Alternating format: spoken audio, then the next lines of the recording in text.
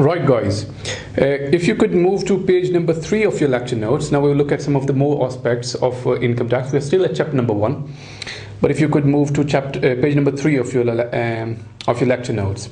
Now on page 3 of your lecture notes you will find note 5, child benefit income tax charge. Right, now let me give you a little overview. Now one of the reasons why government collects the taxes was to make the roads, to make the hospitals, to give the better lifestyle to the people of the country, of the land where the tax is being collected. Now on top of that, government also gives some benefits.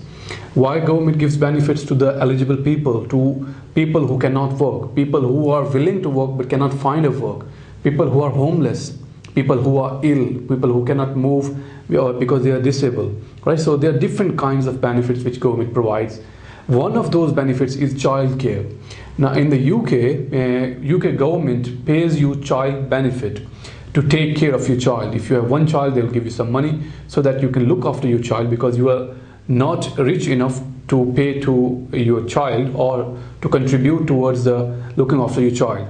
Alright, so if you're earning less money, then you can claim from UK government that we want some child benefit. Then the UK government will pay you some money into your account, which you can contribute towards the breakfast and stuff like that of your child, so that you can look after your child. All right, so that is for people who deserve. That is for the people who are less earning. All right, now if you're earning up till £50,000, then that's fine, HMRC says, although you should not claim, because £50,000 a year is a good amount. Although you should not claim, however, if you are still claiming and you are earning more than £50,000, then HMRC says if you are earning more than £50,000 and you are still getting the child benefit, then there is a specific charge which you have to pay. Now charge here means penalty. Now the penalty will be paid to HM Revenue and Customs if your earning is more than £50,000 and you're still so greedy that you are still getting the child benefit from the income. Now as soon as you are, because sometimes what happens is that you are still getting the child benefit and your income reaches over £50,000, it is always wise to write to HMRC, tell them that we are earning more than £50,000, so we don't want to pay any, we don't want to receive any child benefit. All right. Now the charge or the penalty is paid in such a way that it will not exceed the amount which you have received in the shape of child benefit. Say for example, if you have received £5,000 in the shape of child benefit, maximum penalty, maximum charge will be £5,000. So even if you do not tell HMRC, HMRC will already be collecting the same amount, so you will be in the no pain no gain position. But it is always better to tell to HMRC, because in other cases, in the eyes of HMRC, and HMRC will think that you are hiding something. Or if it is always wise to advise your client, if the earning is over £50,000 that they are still getting the child benefit, they should not get it. All right. Now that is a charge that is over £50,000. When you are earning over £50,000 and you are getting the income tax. When you are earning more than £50,000 and you are getting the child benefit. What about you are getting the £60,000? Now whenever you are getting over £60,000 or the £60,000, then all the amount you are receiving in child benefit, whole amount HMRC will receive back from you in the shape of penalty, in the shape of income tax charge. All right, so that is what we are going to study now. It is a child benefit income tax charge. So I've told you two thresholds. One is £50,000. So if you're earning over £50,000, you might have to pay some child benefit income tax charge. It will not be the whole amount, but it will be some portion. What about if you're earning over £60,000? Then whole amount of child benefit will be taken back from you in the shape of income tax charge. All right.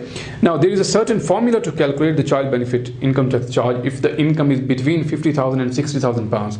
So that's what we need to learn the formula. So it's very easy. Now please look at your notes, page 3.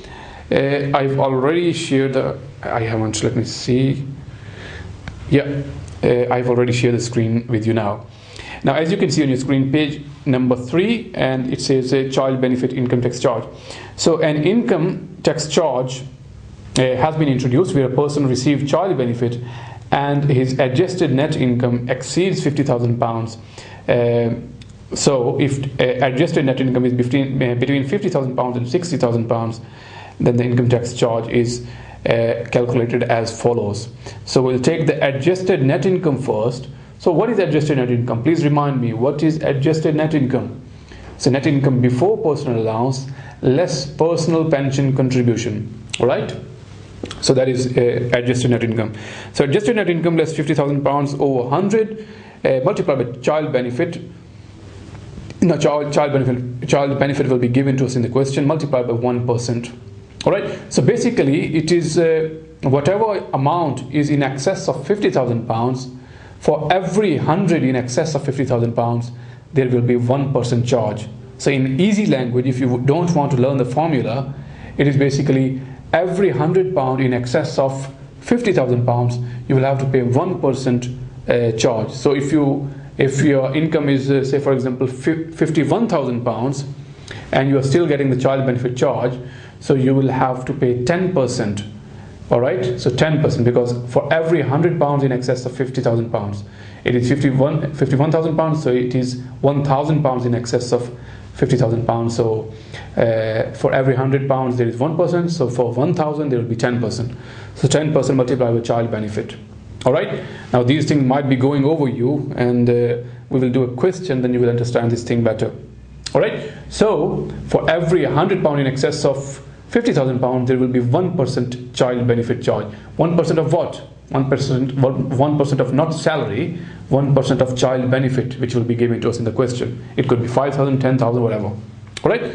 So where adjusted net income exceeds £60,000, we can understand, because whenever it exceeds £60,000, then there will be the whole amount which we have received in the shape of a child benefit will be the child benefit income tax charge. So whole amount will be child benefit income tax charge.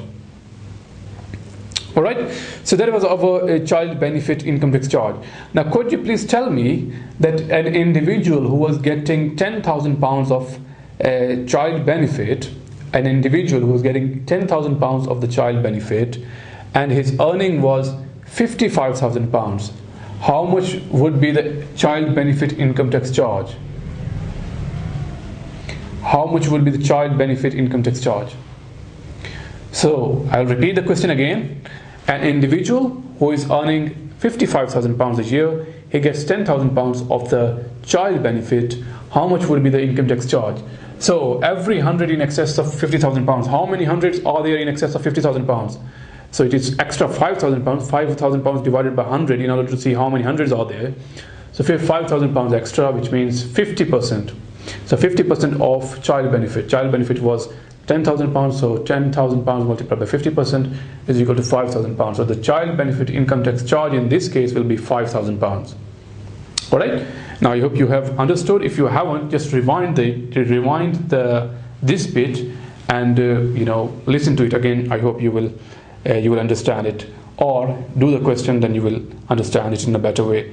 Even if you can't understand this 100 thing, then just follow this formula, you will get the right answer. Alright, so that was our child benefit income tax charge. Right, so next note number 6 is personal pension contribution. Now what is personal pension contribution? There are two types of contribution. One is occupational pension contribution, so which your employer makes for you, whereas other one is personal pension contribution, so where you yourself want to contribute towards the pension. So you might go to any financial institution, any mortgage, any bank or wherever. So you will go to financial institution, you will say that I want to contribute this amount towards my pension, so that whenever I get retired, so I can rely on that amount instead of relying on the government benefit, instead of relying on the government resources. Right, so that's why government encourage you so that you can invest in the personal pension or the occupational pension. So we will see on occupational pension later, there are certain benefits for that as well, but for now we are looking at the benefits of the personal pension contribution. So where we take the money and we go to financial institution and we say that we want to contribute towards our pension. All right, so that will be our personal pension, because we are going ourselves to the pension fund, pension provider, and we are contributing there. All right, so there are certain benefits of contributing in the personal pension contribution. Why the government is giving the benefits? Again, because government don't want to rely on the government benefits when you get retired. So if you have the pension fund when you get retired, say for £100,000 for example, then of course you will rely on your own money instead of relying on the government benefits. Alright, so what are the benefits of personal pension contribution? HMRC says that if you invest £80 into your pension, I will pay other £20, so I will make it to £100. Right, so you want £100 in your pension, so you went to bank and you said that I want £100 in my I want £100 in my pension. They say just pay just pay £80, other £20 will be paid by HMRC, so you will get £100. So you went there, you said I want to invest £800, they say alright, okay, invest £800. So you have paid £800 and the other £200 will be paid by HM Revenue and Customs. Alright, so 20% will be paid by HMRC, 80% will be paid by you, you will get 100%. So that is one of the benefits of personal pension contribution. Alright, so as I said, it is one of the benefits of the personal pension contribution. What is the other benefit of personal pension contribution? So other benefit of personal pension contribution is, so whatever you have contributed in the personal pension contribution, including your portion and HM Revenue and Customs portion, so the whole amount, you have invested net, the other amount is invested by HMRC. So if you total that, that is gross amount. Alright, so whatever the gross amount of personal pension contribution is, that will be added in the basic rate band and the higher rate band, which will increase your basic rate band and higher rate band. So instead of £33,000, say for example, instead of normal basic rate band, you will get extended basic rate band. So your normal basic rate band will be extended. So you will have more limit to spend. So you will have more limit so that you can earn more money and pay less tax. Alright, so how it works, let's see in the notes. So on page number, page number 3, it says when a taxpayer pays personal pension contribution, then the taxpayer only pays 80%, which is net amount of the amount he wishes to pay into his pension. Remaining 20% is paid by HM Revenue and Custom. For example, if the taxpayer wants 200 into his pension, he'll only have to pay 160, £40 will be paid by HM Revenue and Customs. If a taxpayer pays contribution under personal pension contribution, then the tax benefit is given as follows. Alright, so first thing to do is to take the net amount and multiply by 100 over 80 to make it gross amount. Second step is that the basic rate band and the higher rate band of the taxpayer will be extended by the gross amount. So underneath the table, if you see that if the taxpayer wants to contribute £8,000, so he contributes £8,000, other £2,000 will be paid by HM Revenue and Customs. So the gross amount he will get in the personal pension contribution will be £10,000. Now this gross amount will be added in the basic rate band and the higher rate band. So there are two tables given to you. So on the left side it is original tax bands. So the normal tax band is starting band from £1 to £1,000, then the basic rate band of £5,001 to £33,500, and then the higher rate band. So on the right side you will get the extended basic rate bands. Alright, so this basic rate band of normal £33,500, so it will be extended by £10,000. So instead of £33,500 you will get £43,500 on the right side if you see. Alright, so up to £43,500 you will have to pay tax as per the basic rate tax rates, and likewise your higher rate band will also be extended by gross amount of personal pension contribution. So that is the benefit. So there are different benefits. One benefit is that you will only have to pay 80%, or the 20% is paid by HM Revenue and Custom. Other benefit is that your basic rate band and higher rate band will be extended. Alright, now these are a couple of benefits. Another benefit which is not mentioned here is, I hope you would appreciate the fact that I know that you now know that how to calculate the adjusted net income. So how to calculate the adjusted net income? We'll take the net income before personal allowance less personal pension contribution. Alright, so it will reduce our net income. Right, so if we have more amount into the personal pension contribution, it will reduce our net income. Right, because we'll take the net income before personal allowance from the income tax pro forma, and we will deduct the personal pension contribution. It will reduce our net income. It will reduce our adjusted net income. So what is the benefit of reduced adjusted net income? One benefit is that we might be able to avoid the child benefit income tax charge. All right. So if we have, say for example, a net income before personal allowance of £10,000. If we have a net income before personal allowance of £50,000, for example, and we do not have any personal pension contribution, then we might have to pay child benefit income tax charge. However, if we have £10,000 in the personal pension contribution, then we will reduce that our net income so that we can avoid the child benefit income tax charge. All right. So these things might not make sense now, but when we do the questions, then you will understand these things in a better way. All right. So that was another benefit as well. Now, adjusted net income can be used in many different occasions. One of the places where we use it is when we calculate the child benefit income tax charge. Now, another place where we use the adjusted net income, if you remember, was when we calculate the reduced personal allowance. So normal personal allowance was 11,500. When our income exceeds, when our adjusted net income exceeds £100,000, then our personal allowance will be reduced. All right. So again, personal pension contribution. If we have more into our personal pension contribution, then our adjusted net income will be lower. If our adjusted net income will be lower, then we might be eligible to get the full personal allowance, not the reduced one. All right. So that is another benefit as well. So if we look at from different angles, then we come to know that all the things make sense. All right. So you will have to just think about all the aspects of this income tax. All right. So that's what the P6 is all about. All right. And so if you come to page number 4, income of minor child. So say for example, income of £100 or less gross amount, which is directly transferred by a parent to a minor child, will be treated as child's income. All right. Now say for example, if you have invested, so if you have transferred £100 or less amount to your child, that will be considered the child's income. All right. However, if you have transferred more amount to avoid tax, say for example, if I have £105,000 of income, so that I can get more personal allowance, I will transfer my £5,000 to my child so that I can get personal allowance. All right. So if I do that, so that will be considered my own income. Only I can transfer to my child is £100. In excess of £100, it will be considered, whole amount will be considered my income. All right. However, it is only applicable for the child. All right. So if there is any other relative, then there will not be, it will be considered their own income. All right. So it is only your own child. So income of £100 or less, which is directly transferred by a parent to a minor child, will be treated as child's income. Income of more than £100 will be directly transferred, which is directly transferred by a parent to a minor child, will be treated as parent's income.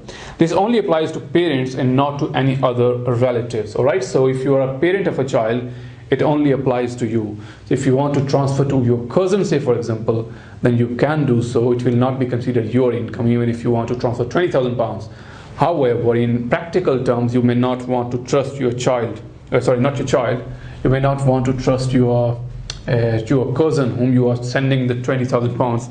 So basically what you are doing is you are trying to avoid the tax by sending £20,000 to your cousin. But tax on £20,000 which you are avoiding might be, £4,000, but he might run away with whole £20,000. All right. So that's why HMRC is clever. They say that this exemption only applies to your child, not to any other relatives, because HMRC knows that you will not transfer money to your cousin. All right. So next thing, income on jointly held property. Say for example, if a spouse or a married couple held a property, HMRC says that I will consider, if it is a jointly owned property, I will consider it 50-50, so that amount will be taxed 50-50, unless you tell HMRC that no, don't tax us 50-50, my wife owns 70%, so tax of 70%, I only own 30%, so I will be taxable at the rate of 30%. If you don't tell HMRC, then it will be 50%. HMRC will consider 50-50, even if you own 90-10, doesn't matter. You will have to communicate to HMRC that please tax us like this. All right. So that's what it says. Income on jointly held property. If a property is jointly held by a married couple, then income arising on that property will be taxed as if the income is shared equally between spouses, which is 50%. Unless they make a joint declaration to HM Revenue and Customs specifying the actual proportion of income sharing, then according to that percentage. All right. So that's it for this one, and we have a couple of examples now. I will just cancel the shared screen so that we can do the questions on the board. So there are a couple of examples. If you want to go, if you want to have a go at these examples, you can do so. Or if you want me to do it, then I can do it as well. All right. So let's do the examples now. Example 1. Right then. So I've made up the pro forma for example number 1. It says that Peter has got pension income of £8,000. So if you want to write down the taxpayer's name, Peter, income tax computation for the tax year 17-18, you can do so. All right. So Peter has pension income of £8,000. So he got pension income, and pension income of how much? It is of £8,000. So we know it will go into the non-savings income. Then he got savings income of £4,500.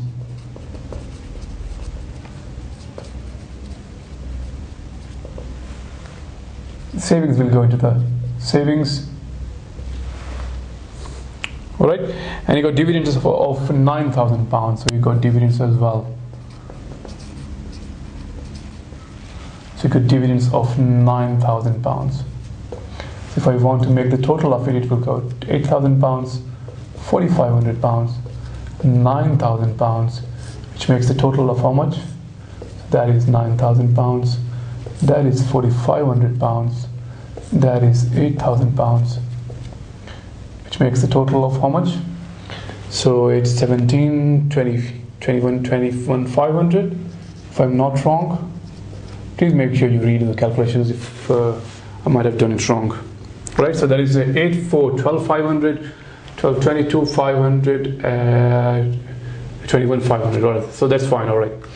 So after that, we'll have to deduct the personal allowance. So deduct the personal allowance. £8,000 from the non-savings income, remaining £3,500 out of the savings income, and we'll not have to deduct from here. So that is 11,500 is personal allowance. So our preference to deduct the personal allowance is first from the non-savings income, then from the savings, and finally from dividends.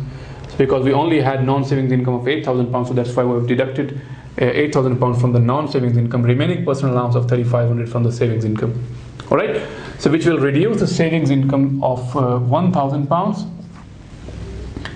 and it is of 0 anyway, and £9,000 of dividends as well. So it equals £10,000, I assume. Yeah, £10,000. Right? Right, so we have to calculate the tax on it now. This £1,000, because this is £1,000 of savings income, this will be covered by the savings income nil rate ban anyway. Excuse me. If you want to cover it by the savings income nil rate ban, you can do so. Savings income nil rate band, you can do so, or if you want to cover it by the starting rate band of £5,000. So wherever the savings income falls within the first £5,000 of the taxable income, it will be at the rate of 0%. So in either case, it will be at the rate of 0%. As far as dividends are concerned, so dividends are first £5,000 of the dividend income will be at the rate of 0% under the dividend income nil rate band rules, and the remaining 4,000 at the rate of 7.5%. All right. So if we want to do so, we can do so. So there will be no tax on this one. However, there will be tax at the rate of £4,000. So £4,000 at the rate of 7.5%, 5,000 at the rate of 0%, 1,000 at the rate of 0% as well. So there will be no tax. However, there will be tax of 4,000 at the rate of 7.5%. However, you will have to communicate as well. So why is it exempt? I will say nil rate band. You'll have to write it down full form. This one is because of the nil rate band as well. However, this one is the dividends nil rate band, where this one was a savings nil rate band. All right, you will have to communicate to the examiner that you know this rule. All right, so that's the way to calculate the tax. Now just assume that there is a certain criteria, there is a certain rule to deduct the personal allowance. We first deduct it out of the non-savings income, then from savings income, and finally from dividends income. So that's what we have studied at F6. That's what our normal rule to calculate it is. Now, from planning tax, tax planning point of view, if we want to save more tax, if we want this taxpayer to pay less tax, then how can we do so? How can we? Is there any way I can arrange these things so that he will have to pay less tax? Could you think of anything?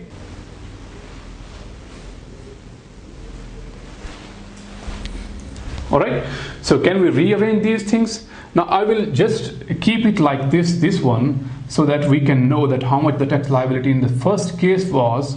Now if we rearrange the stuff, then instead of deducting this from here, £3,500, I will deduct £3,500 from here. All right, so which means that this one would be £4,500 of the non-savings income, and this one will be how much? So this one will be £5,500. All right, so this one will be £5,500. So the total amount is going to be exactly the same and here as well. So that is the amount on which we have to pay the tax. All right, now in the second case, if we see the case which I have just presented, so £4,500 will be covered by the starting rate band of 0% anyway, and the remaining bit from the dividends up to £5,000, it is covered by the dividend nil rate band. So £5,000 at the rate of 0%, because that is covered by the dividend nil rate band. All right, now this one was a starting rate band, we can say. That is the savings income starting rate band, 4,500 at the rate of 0%, and a dividend income nil rate band of £5,000 will be available always. So the remaining £500 will be taxed. Now remaining £500 at the rate of 7.5%. So whatever the tax liability is. So that is our second case. Now see the difference. All right. Now here we are taxed at the rate of we are taxed on £4,000 of dividends, whereas in this case we are only taxed on £500 worth of dividends. All right. So that is especially correct in the tax planning point of view.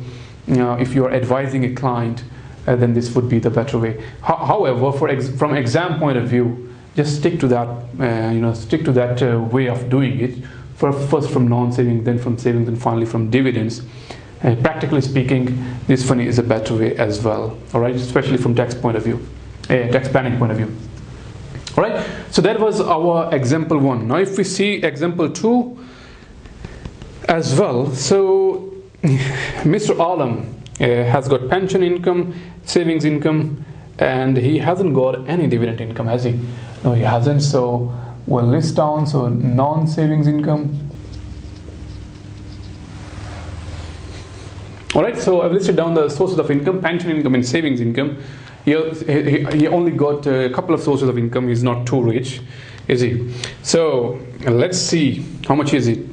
So pension income of £7,000. He got £7,000 worth of pension income. If I make the total as well here, so £7,000 worth of pension income, and the interest income, savings income of £6,500. All right. Now he hasn't got enough sources of income, has he? He only got how much? So 6, 6, 12, £13,500.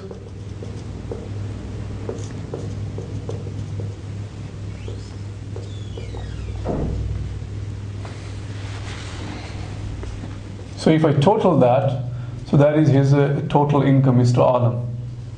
All right. So total income, non-savings, £7,000, £6,500 of the savings income, which makes his total of £13,500. All right. So his pension income of £7,000. Now you know one rule about the pension, that pension is the amount which we contribute every month towards our pension, either ourselves, which is known as personal pension contribution, or by our employer, which is occupational pension contribution. Alright, so we are contributing every month. At certain age, when we get retired, then after getting retired, that we might be able to withdraw that pension, withdraw the money from that pension account. Alright, so basic rule to withdraw the money is that up to £2,500, up to 25%, up to 25% of the pension income you can withdraw without paying any tax. Alright, so say for example, if I get retired at the age of 58, and when I withdraw from my pension account, HMRC says that if you have got £100,000 in your pension, only 25% of that you can deduct without paying any tax. On any excess over 25%, whatever I deduct, it will be considered as my income, as my pension income, and it will be taxed accordingly. Alright, so if I had £100,000 in my pension, I can only withdraw 25% of that. Extra amount which I withdraw, it will be considered as my pension income.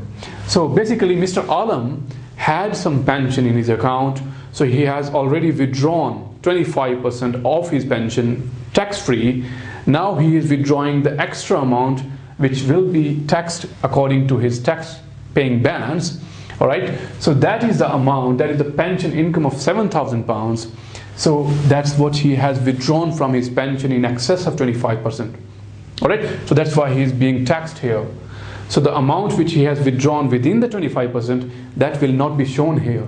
Only the amount in excess of 25% will be shown here. So he has withdrawn £7,000.